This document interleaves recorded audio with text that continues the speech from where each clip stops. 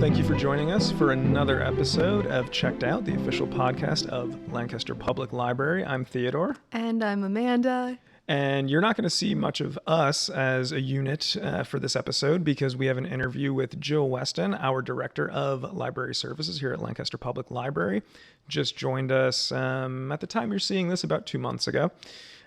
She's been a great addition to the team, and we figured you might want to get to know her. Yeah, it's so exciting to have Jill on to interview. I know Jill from the last library that we both worked at. Yeah. So I was so excited that she could join the LPL team too. And yes. I'm excited to have all of you get to know her a little bit better. Exactly. Yeah. I think you're going to enjoy it. She's just a fun person to be around. So look forward to that and enjoy it. Yeah. Thanks. Thank you for joining us for this special interview with our brand new Director of Library Services, Jill Westen. Jill, you only joined us about, a month and a half ago at this point? Yeah. And what have you thought so far?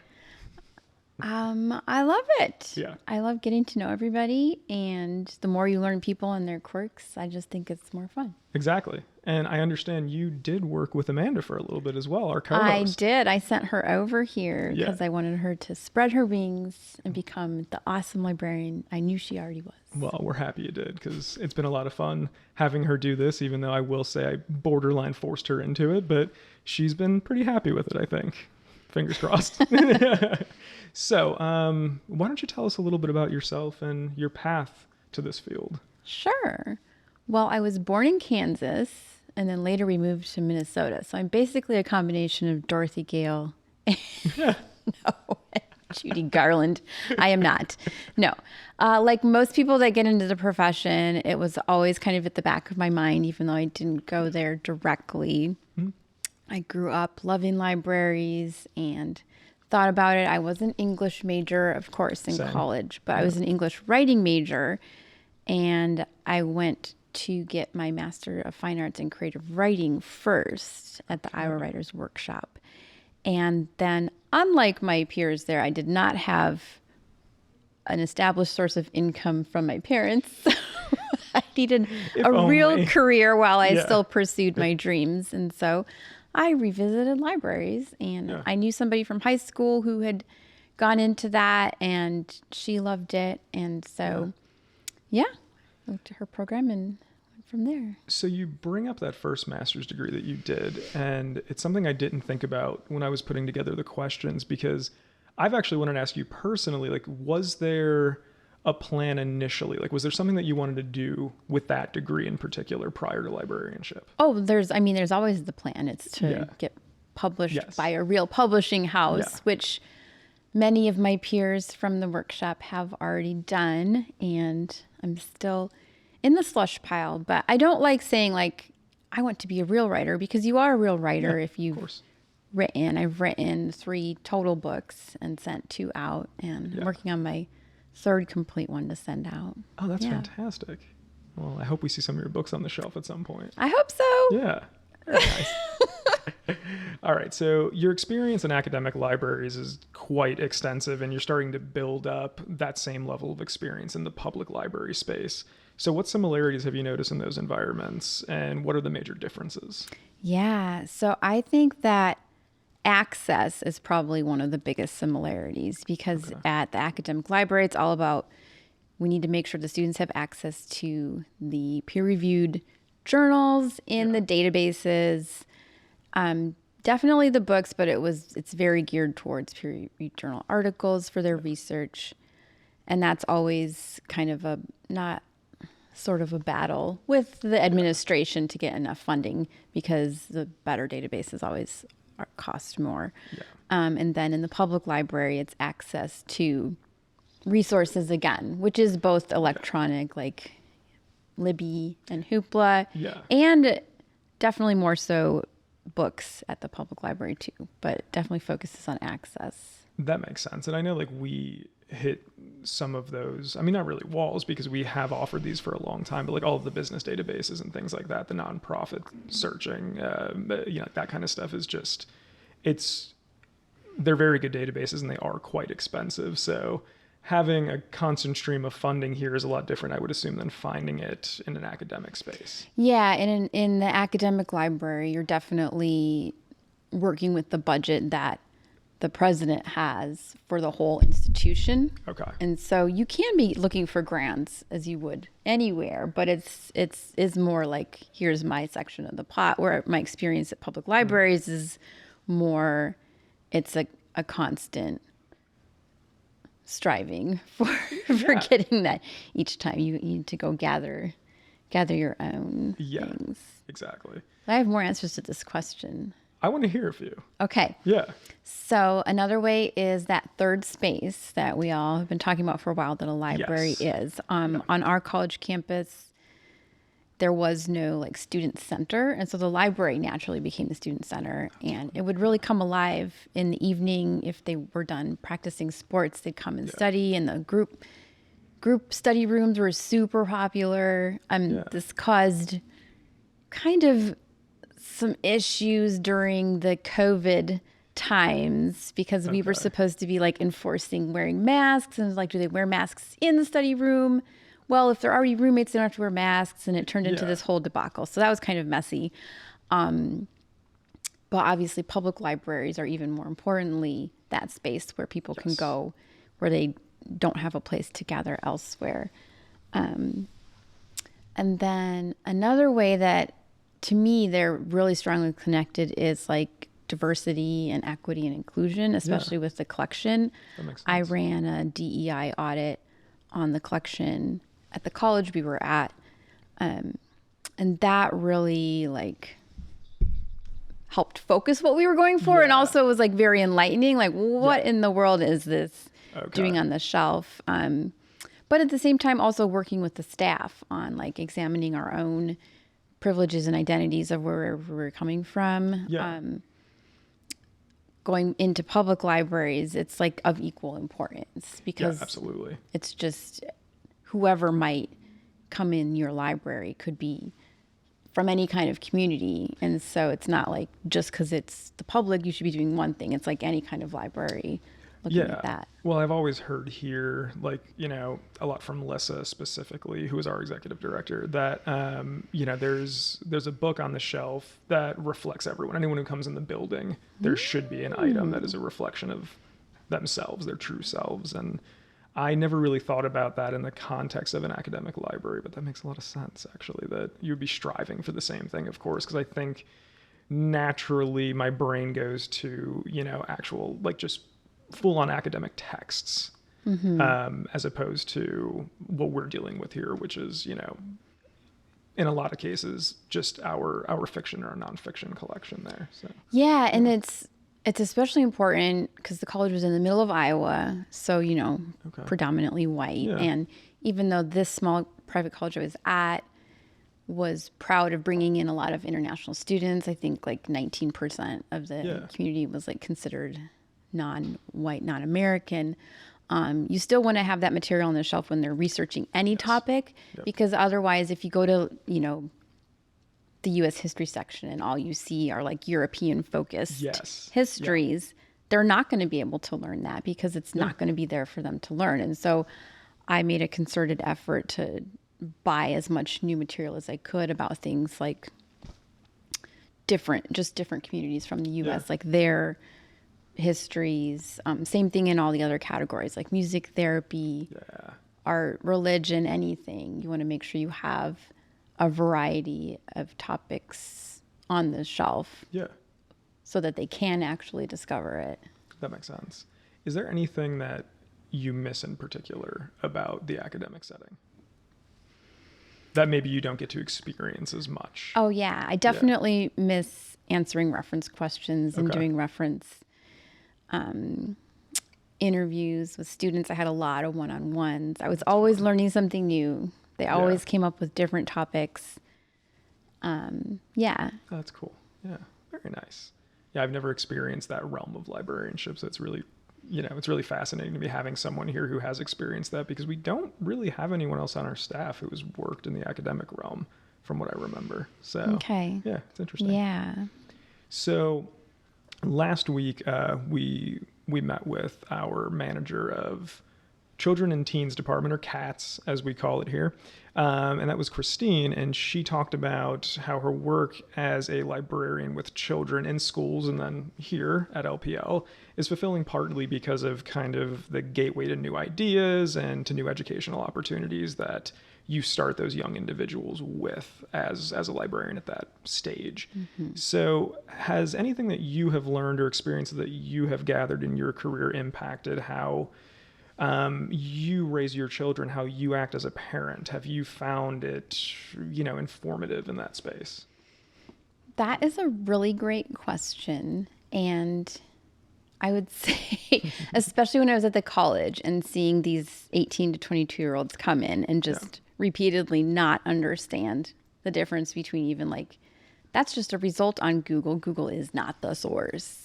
To like, yes. We could go on and on about that. I was like, my kids will not be doing that. And so I did start them young. Also kind of like with the diversity, equity, inclusion, I feel like that ties up in there too. I'm like, you start them young, you're always talking about it. It's a normal part of how our brain functions, is to say like, why is that there? Is there more context? Do I know the whole history? That is to say, it's like horrifying to have children in the kind of information age we live in now. And just because I started talking to them when they're young doesn't mean I get to stop or coast. Like my oldest is in 6th grade, so he'll bring things home and I'll ask him, where did you get that information? Yeah. And it's kind of a toss up. But when I sit down and try to show him, like, here's this actual credible source you can use, he's still only 11. And so he literally cannot comprehend what I can get out of that, because I'm just a lot older and I have a lot more experience. And so on the flip side of that, like not wanting them to become those students that I would teach, I also had insight into like, oh, actually their brains are still developing and maybe my expectations should be adjusted. Yes. Yeah. No, it's tough because I think about it, like as an adult now, someone in my mid-30s, I can't fathom not understanding the difference between, a result in Google and an actual primary source. But by the same token, like the biggest social media that we had when I was in high school was MySpace. Right. And there really wasn't AI. And you kind of even knew at that point too, like, your standard Google search, it didn't yield results that you could really get a paper out of. So you almost had to go for the primary sources. So it's just a very different age. And it's hard to remember that sometimes. It's hard to consider what they're growing up with versus what we actually grew up with. No, that's a good point too. Like we experienced it from the beginning. So we saw like the early 90s, like the page is still loading. Yes. So when you see something from its beginning, although this isn't true for everybody, you can you have more of a sense of where it came from. Mm-hmm. Like we all saw like the beginnings of generative AI, which I used to think was hilarious, and I saved it. Like I remember Will Smith eating spaghetti. that was a great one, like 3 or 4 years ago. Yeah, just being aware of like, oh, that's what it was, and then not coming into it like it's already streamlined and clear cut and looks like it could be true. No, it does. And it's weird too. I don't know if you've noticed that it's informing how a lot of young people write and speak as well. I know there's certain words, certain phrasing that right off of the bat is just something that AI has been regurgitating. It's become part of like the common speech. Yeah. Well, something weird I don't like is I feel like it has stolen some things because it's trained on real written things. And so I'll sometimes read an email back to myself because I always read my emails before I send them. Same. And I'm like, I wonder if anybody thinks I used generative AI to help me with this, because I know how to write. And so I'm writing like the things they've been trained on. And I love em dashes and semicolons and ellipses and all that. And I don't like that they've taken that from me. Like I want to be seen as like, oh, that person knows how to write, not like, oh, that sounds like they put that into Chat GPT. Which I guess just also goes to show that standards in that realm have really changed a lot, maybe lowered, because when you see, a proper use of a semicolon, just the assumption that it's AI and not a human being is kind a of human wild. wouldn't use that. Yeah.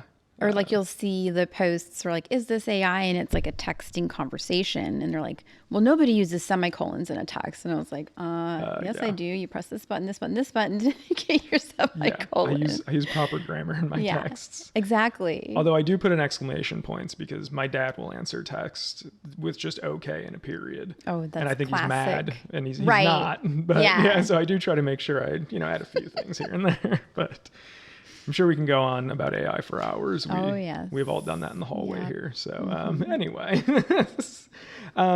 so I kind of wanted to change gears here because just like when we had Lissa on months and months and months ago, you're in a leadership position. It's a little bit different than the day-to-day of what even I do, what Amanda does in her job as just a standard adult services librarian. And so I wanted to ask, what does leadership mean in the context of a public library? And how do you modify and align your leadership with the needs of the community that you're serving, especially as someone who is coming in now only seeing this location for a month and a half? How do you change who you are as a leader? Oh. Yeah. To kind of hit me with a swerve at the end of that question there. How interesting. It's all hardball questions here. That's all we did. Hardball with Theodore. Well, my initial answer is we're leading the staff to serve the community. Exactly. But to lead the staff, you need to have something that can unify them, and you want to unify them with your whatever that's going to be your goal, your mission, your purpose statement. Yeah. And what's interesting is at the college, I came into them already having a goal. Okay. And I can say it because it was short and it was short and sweet, and it meant what it said. It was to educate information literate lifelong learners. Yeah. And when I became the college librarian there, I think we adjusted that because by that point it had been the goal for like 20 years. Yeah. But I don't even remember what I wrote. I remember that one because it was short and to the point, and it was what we did. We were educating them to be information literate and to be lifelong learners. And I just was 100% sold on that idea.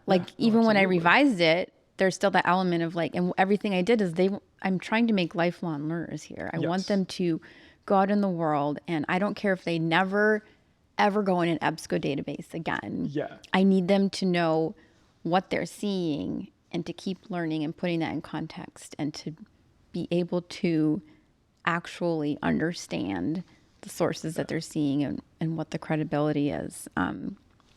So looking back, I'm like, that was actually a really effective goal because I came in from, completely nowhere. I didn't know anyone there. I was, and right away that goal was I could follow that. And I felt like we were all working towards that together with what we were doing, teaching the students. All that to say, we've got really wonderful mission and goals here, but I do not have them memorized. So I should memorize them. But you want to have something, however you're going to say it, that you feel like everyone can say oh, that's what we do here. Yes. And that could just be encapsulating the current mission and purpose and goal into just a couple words. Yeah, exactly. I mean, I always think when I think of our mission, the words that pop out to me are inspire and empower. Yeah. While obviously, the goal, the mission statement itself is a bit longer than that. Those are the words that always stick out to me for what we're doing with our patrons. I think I've probably said it before on this podcast. Some of the best interactions that I've had here is when, you help someone with a resume and a few months later, they either stop coming in because they obviously got a job, or they come back in very sparsely, and you find out when you talk to them that it's because they don't have time to be here as much anymore. They're out working. Your help. I mean, it's their work at the end of the day. It's it's what they put in, but your help got them to a better place. So I feel like it's it's kind of a similar goal. It's definitely in a different vein, but yeah, in a similar lane to what you were doing even at the academic library. Yeah. So like to answer your like little swerve question, how do you change who you are as a leader? I don't know. I know that's a weird question, because even when I just added that little part on, I was thinking to myself, like, how would I even answer that? I don't know. Like, you are who you are. Right. But I think it is like really understanding what the mission and goal of your current institution is. And if you're in a position where it's time to revise that, then you need to tackle that. But if it's not that time, then you need to like figure out how do you internalize that and then articulate it. And I like that you picked out like 2 verbs that do really exemplify what we do. Inspire and empower. I like that. Yeah, very nice. So, what are your most memorable interactions with patrons throughout your entire career? And you can take that wherever you want to take it, but definitely G-rated. Well, that limits our stories. We've all had some. So I will say at the college, I interacted several times throughout her college career with this very sweet young girl. I'm going to call her Allegra. And she was, I think, English and Spanish major. And I liaised to both of those subjects. And so we interacted a lot. We did a lot of reference interviews. And then after she graduated, like 6 months later, I got a card in the mail. And she said that in the card, she said she had promised herself that once she graduated and got a job, she was going to start writing thank you cards to the professors that had helped her. And I was the first one she picked. Yeah. Oh, that's to fantastic. write a thank you card to. Oh, that's fantastic. And she came in, she was a good student, you know, already. But she really like absorbed what I was teaching her like right away. She like just absorbed it like a sponge and applied it to what she was doing. Well, and to have like, you know, that support base, you know, like to get her kind of to that next level is just, it's so important. It's a big part of what we do, I think. And that's so nice. That's awesome. Yeah. And I had some kind of a funny one at Martin in downtown York. Yeah. They had the original building from like 1935. And then over the years, they also were able to acquire the brownstone next door. Yeah. But over the years, the brownstone was like the small family home. And then it became like restaurants on the bottom, storefronts on the bottom, apartments on the top. And for many years, it was apartments on the top. And one of the first librarians actually lived in those apartments. But a lady came in for, I think, a different reference question. And she started to talk about the brownstone. And it turned out that her grandma lived in the brownstone. And she has all these memories of like in the brownstone part and like back before it was like incorporated into the library space. And like she had some funny story about a guy came to see her and he got caught in the elevator and the elevator stopped halfway up. So she had to like grab him and drag him up. Oh gosh. And those are the kinds of stories that you only get when you're in an old building like that. Yes, exactly. Yeah. So that's like a neat aspect of moving to the East Coast, being from the Midwest, is we just don't have old things like that. Oh, that makes out sense. there. Yeah. Okay. Yeah. I mean, because even my house here in the city, it was built in 1870, which you do kind of, you know, you take for granted. Because as you're going further west, you're just not. Yeah. You're not doing that. I'm definitely not at the point where I take that for granted, because it's amazing to look over and like a church has a sign like built in 1740. Yeah. You know. That's so cool. Yeah. Very nice. Yeah. All right. So, libraries clearly mean a lot to you. So, what shared feelings do you want patrons to experience when they interact with our library? So I hope, actually, the words you said were a couple words I wrote down kind of as notes. Like, I hope they are inspired when they come in, because I think it's just This is on record. She's my boss. I want to make sure that this is... Sorry. It's praise. When you walk in and you see the books, you're just like surrounded by knowledge and stories and ideas.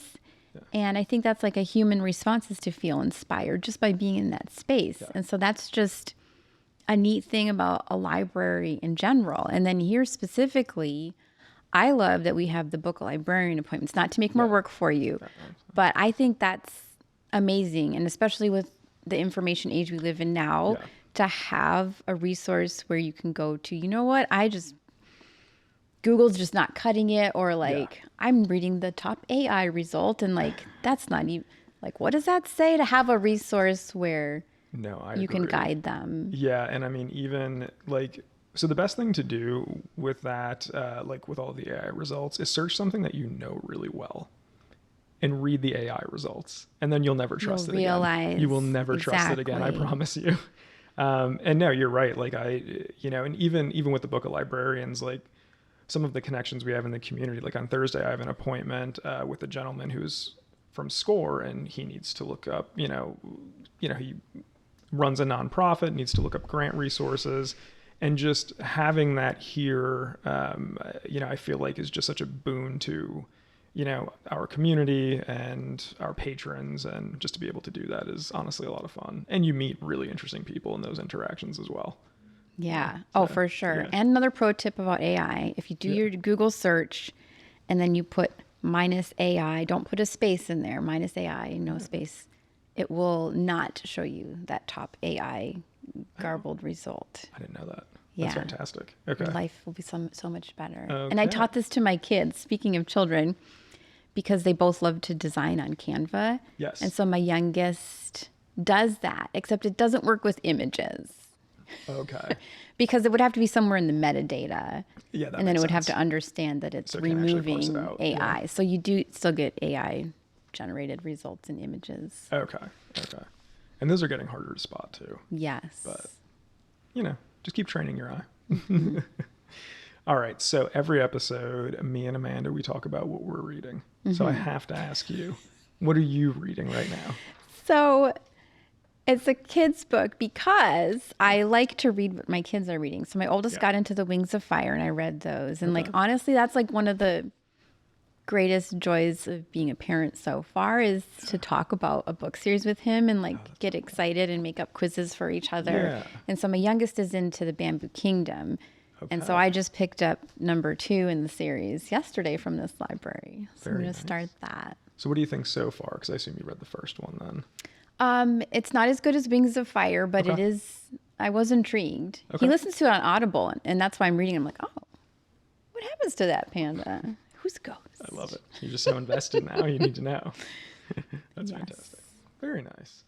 Anything else that you would like to say or talk about or push forth with your platform? Well, since the 2 books are already popular series that most kids are going to be aware of, I did want to say the most recent adult book I finished was I did a reread of the trilogy by David Puri. He wrote a trilogy that imagines Arthur Conan Doyle and his teacher and what they went through as and if you're a Sherlock Holmes fan, you'll recognize some of the stories, and you'll definitely recognize who he's modeled who after. Okay. Yeah. It is more a little more gory than real Sherlock Holmes, but if you're a Sherlock Holmes fan, it's very enjoyable to read because it's probably the closest sort of homage that I've read. Oh, that's very cool. Okay. The first book is called The Patient's Eyes. The Patient's Eyes. And there's 3, and it ends feeling like there should be more, and there was never more. But that's a lesser known book. I always like to put out lesser known books. I'll check if we have that in our collection because we'll link it in the description if we do. Yeah, very nice. Okay. Well, it was great talking with you. I talk to you a lot, but it was nice talking to you in this setting as well. That's true. And Jill, if you haven't seen her in the building, has just been a great addition to the library. It's been a fantastic month and a half, and I can't wait to see what we do going forward. So I want to thank you for joining us. And thank you. I'll see you upstairs in a few minutes. All right. Great. All right. Thanks. All right. Thank you to Jill for that fantastic interview. I hope you all had a chance to get to know her a little bit more and know who is, along with Alyssa, leading the library at this point. I think it's been a lot of fun working with her. So I hope you get to see her when you come in. Yeah. Good things. Yeah, exactly. First 2 months. Excited for the rest of Absolutely. Yeah. I think it's going to be nice. So I know we're about to wrap up, but I know we wanted to talk a little bit about something important that's coming up very shortly. Summer reading. Yes. It governs the whole year in library world because as soon as you've finished one summer, the new one planning starts Pretty much starts. immediately. Yeah. It's the Met Gala of Exactly. Library World. Exactly. And we're all going to dress up for it. Honestly, most of the time someone does, whether it's Yeah. a blow up dinosaur suit or Clifford the dog or something. Yeah. There's usually dress up involved in Yeah. cats. But That's actually very true, especially Matthew. Yeah. yeah. And actually, speaking of dinosaur suits, this year's summer reading theme is Unearth a Story, which is heavily like, dinosaur archaeology focused, but they're broadening the theme to really digging up any good story. So Yeah, that's exactly. nature or digging into the past or Yeah. any kind of unearthing library resource even. Exactly. They've made it pretty broad for us, but we're still excited for the dinosaurs part. Yeah, I feel like it doesn't matter how old you are. I think You dinosaurs still are like always dinos, exciting. Yeah. But the dates for that are June 6th through August 15th. We're opening at noon on June 6th as part of the kickoff Yes. and the things Red that are Rose going Run on is downtown. that morning. Yep. Yeah. Yep. Which I need to, Parking is always a nightmare. So yeah, and I need to keep actually training for it because I'm supposed to do that. So we'll see. stay tuned to hear how Theodore did in the Red Rose Run then, I guess. Stay tuned to see if I beat my coworker Lee. That's really the only. It's the only goal. That's the goal, yeah. But sheets for summer reading will be available on June 6th, but then anytime throughout the summer. So don't worry if you can't make it in that day. And we'll share much more about all of the programming and exciting things going on over the summer and upcoming episodes. But just as a little teaser there, and save the date for the kickoff of everything. Exactly. Yeah. It's always a great time of year. It's so fun seeing all the families come in, and even the adult participation is always very good. And we've stuck with the theme this year. I think you'll enjoy what we put out there a little for bit you. special stuff. Exactly. Yeah. So yeah. All right. Yeah. Well, thank you for tuning in. Thanks for the update on summer reading. And thank you for Checking in to checked out. Make sure that you check in next month too. Yeah. Thanks a lot. Bye. Bye.